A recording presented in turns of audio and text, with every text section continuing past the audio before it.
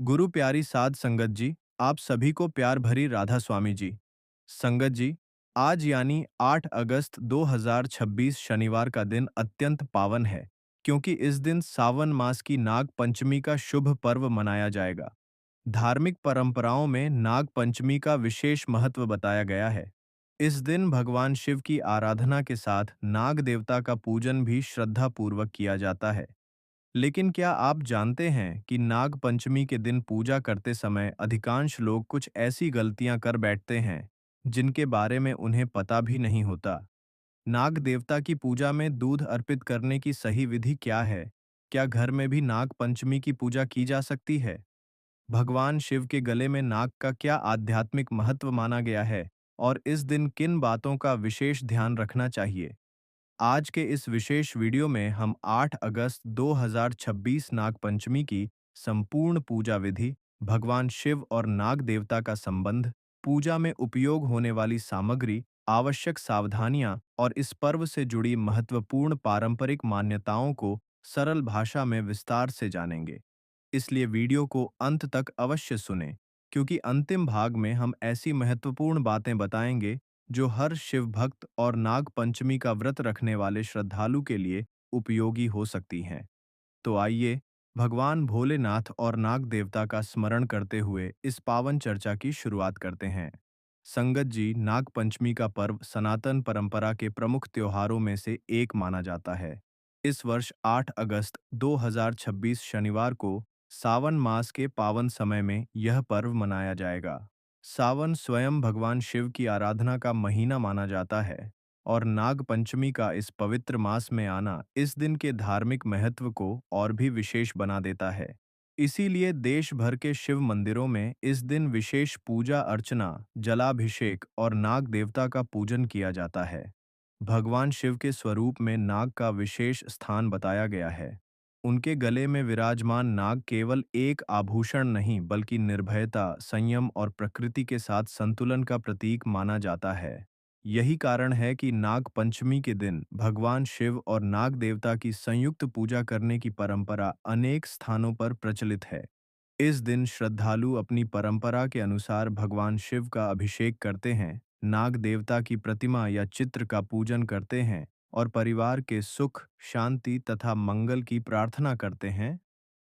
विभिन्न क्षेत्रों में पूजा विधि में कुछ अंतर हो सकता है, इसलिए स्थानीय परंपरा का सम्मान करना भी महत्वपूर्ण माना जाता है।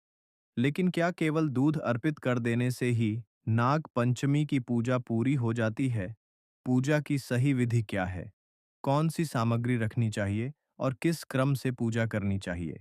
आइए अगले भाग में विस्तार से जानते हैं कि नाग देवता और दूध का धार्मिक महत्व क्या माना जाता है तथा इस परंपरा के पीछे क्या प्रतीकात्मक संदेश बताया जाता है।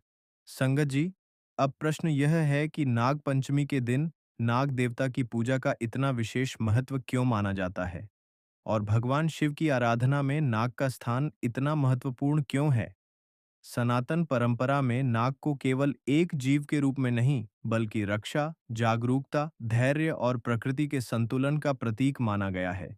यही कारण है कि भगवान शिव के गले में विराजमान नाग यह संदेश देते हैं कि भय, क्रोध और अहंकार पर नियंत्रण ही सच्ची साधना का मार्ग है। भगवान शिव का यह स्वरूप हमें सिखाता है कि मनुष्य को हर परिस्थिति में संयम और संतुलन बनाए रखना चाहिए। नाग पंचमी के दिन अनेक स्थानों पर श्रद्धालु नाग देवता की प्रतिमा, चित्र या मंदिर में स्थापित स्वरूप की पूजा करते हैं। कई क्षेत्रों में दूध अर्पित करने की परंपरा भी प्रचलित है। यह परंपरा श्रद्धा और सम्मान का प्रतीक मानी जाती है।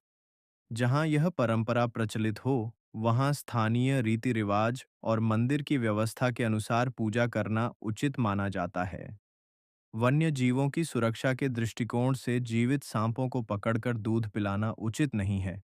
पूजा नाग देवता के प्रतीक स्वरूप के माध्यम से ही करना बेहतर माना जाता है।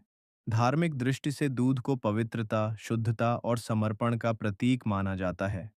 जब श्रद्धालु भगवान शिव और नाग देवता की प्रति सच्चे मन से पूजा करते हैं, तो उसका मूल उद्देश्य केवल सामग्री अर्पित करना नहीं, बल्कि सामग्री अर्पित करने के प्रतीक के माध्यम से अपने जीवन में शांति, विनम्रता और धर्म के मार्ग पर चलने का संकल्प लेना होता है। अब अगले भाग में हम विस्तार से जानेंगे कि 8 अगस्त 2026 नाग पंचमी के दिन भगवान शिव और नाग देवता की संपूर्ण पूजा विधि क्या है, कौन सी सामग्री रखनी चाहिए और पूजा किस क्रम से करनी चाहिए। संगत जी, अब हम इस वीडियो के सबसे महत्वपूर्ण भाग पर आते हैं। यदि आप आज यानी 8 अगस्त 2026 शनिवार के दिन नाग पंचमी का पूजन श्रद्धा और विधि विधान के साथ करना चाहते हैं, तो सबसे पहले यह ध्यान रखें कि पूजा का सबसे बड़ा आधार आपकी श्रद्धा, पवित्रता और सच्चा भाव है।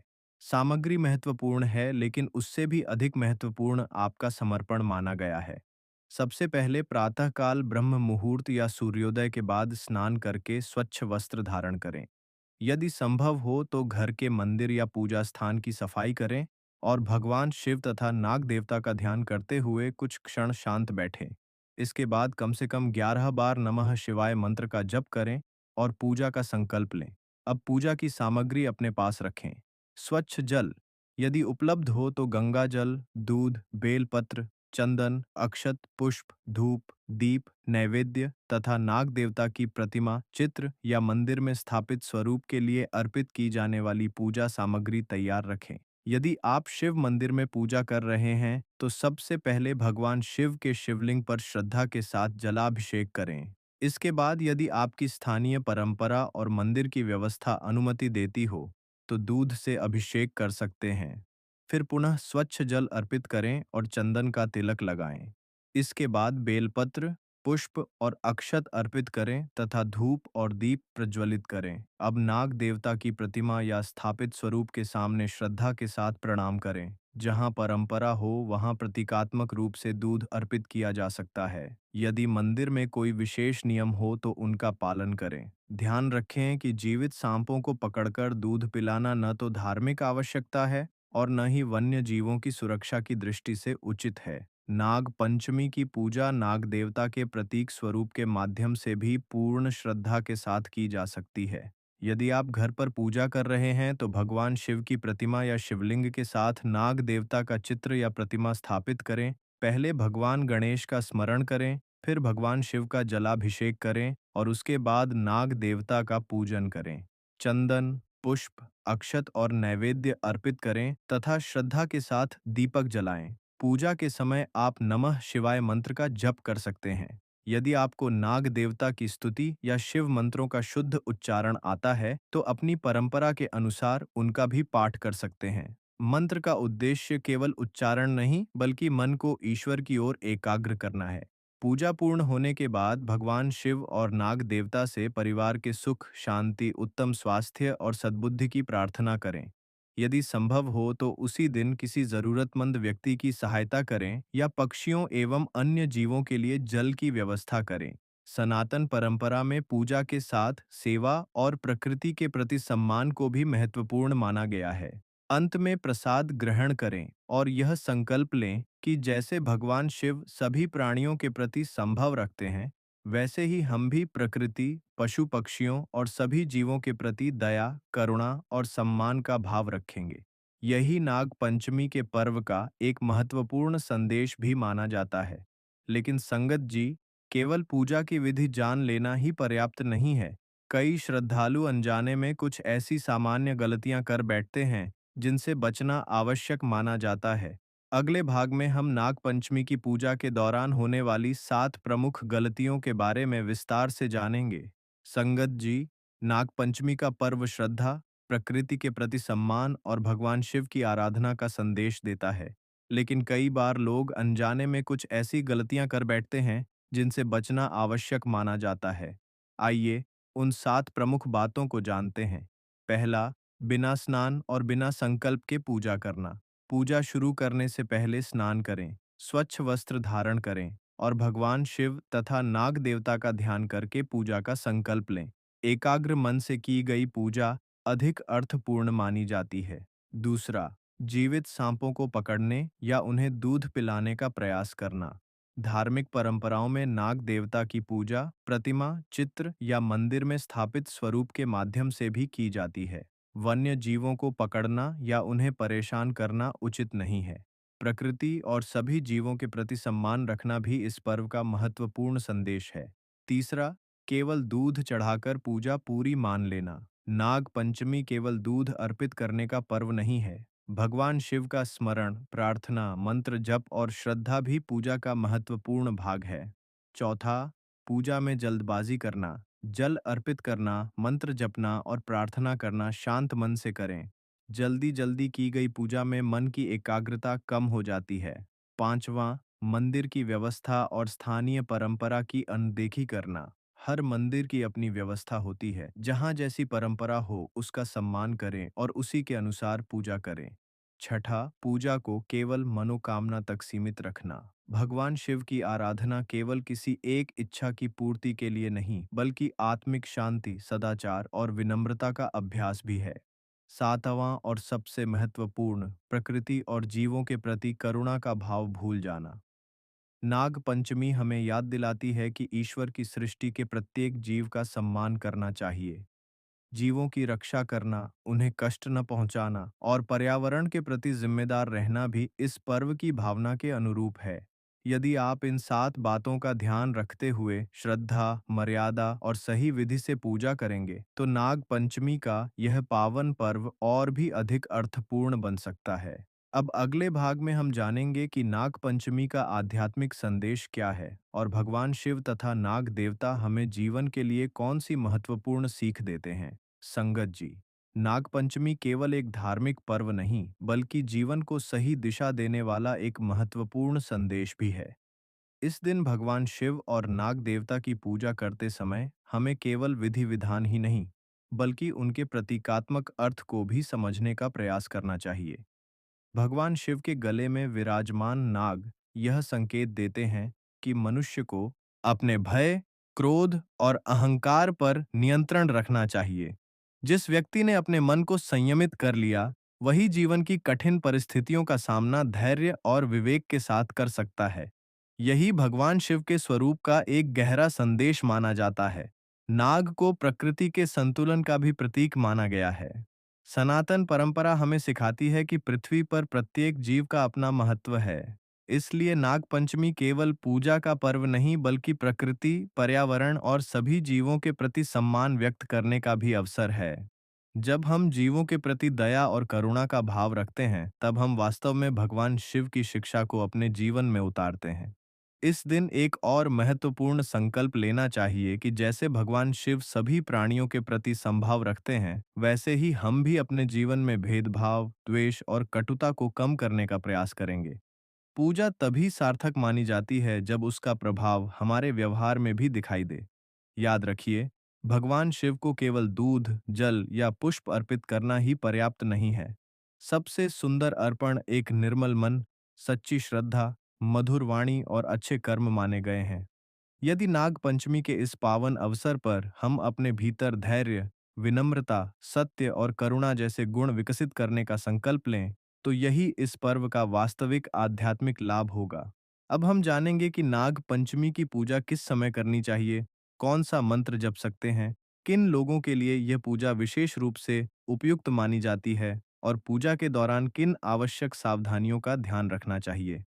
संगत जी, अब जान लेते हैं कि 8 अगस्त 2026 शनिवार नाग पंचमी के दिन यह पूजा किस समय करनी चाहिए, कौन सा मंत्र जप सकते हैं और किन बातों का विशेष ध्यान रखना चाहिए। यदि आप नाग पंचमी का पूजन करना चाहते हैं तो प्रातः स्नान करके स्वच्छ वस्त्र धारण करें और सूर्योदय के बाद या अपने स्थानीय मंदिर की परंपरा के अनुसार शुभ समय में पूजा करें। यदि सुबह संभव न हो तो मंदिर के खुले रहने के समय श्रद्धा के साथ भगवान शिव और नाग देवता का पूजन किया जा सकता है। पूजा में सबसे अधिक महत्व सच्ची श्रद्धा और एकाग्र मन का माना जाता है। मंत्र की बात करें तो भगवान शिव की आराधना के लिए नमः शिवाय मंत्र का 11, 21 या 108 बार जप किया जा सकता है। यदि आपको नाग देवता की स्तुति या अन्य शिव मंत्रों का शुद्ध उच्चारण आता हो, तो अपनी पारिवारिक परंपरा के अनुसार उनका भी पाठ कर सकते हैं। अब कुछ आवश्यक सावधानियां भी जान लीजिए। पूजा हमेशा नाग देवता की प्रतिमा, चित्र या मंदिर में स्थापित स्वरूप के माध्यम से करें। जीवित सांपों को पकड़ने, उन्हें परेशान करने या जबरन दूध पिलाने का प्रयास बिल्कुल न करें। यह न तो आवश्यक धार्मिक विधि है और न ही वन्य जीवों के प्रति उचित व्यवहार। नाग पंचमी का वास्तविक संदेश सभी जीवों के प्रति सम्मान और प्रकृति के संरक्षण का भी है। पूजा के दौरान स्वच्छता बनाए रखें, मंदिर के नियमों का पालन करें और किसी भी प्रकार के अंधविश्वास या दिखावे से बचें।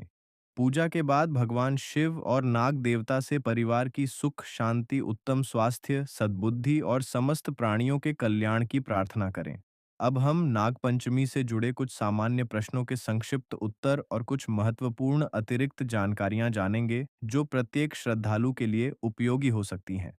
संगत जी, अब नागपंचमी से जुड़े कुछ सामान्य प्रश्नों के संक्षिप्त उत्तर जानते हैं जो अक्सर श्रद्धालुओं के मन में आते हैं।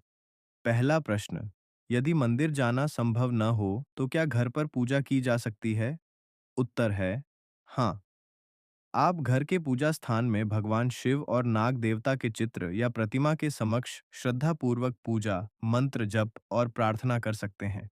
सच्ची भक्ति स्थान से अधिक आपके भाव पर निर्भर मानी जाती है। दूसरा प्रश्न, क्या पूजा में केवल दूध ही आवश्यक है? उत्तर है नहीं। यदि दूध उपलब्ध न हो तो केवल स्वच्छ जल से भगवान शिव का अभिषेक कर चंदन, पुष्प और श्रद्धा के साथ पूजा की जा सकती है। पूजा में सामग्री से अधिक महत्व समर्पण और श्रद्धा का माना गया है। तीसरा प्रश्न, क्या नाग पंचमी के दिन दान करना शुभ माना जाता है? उत्तर है हाँ।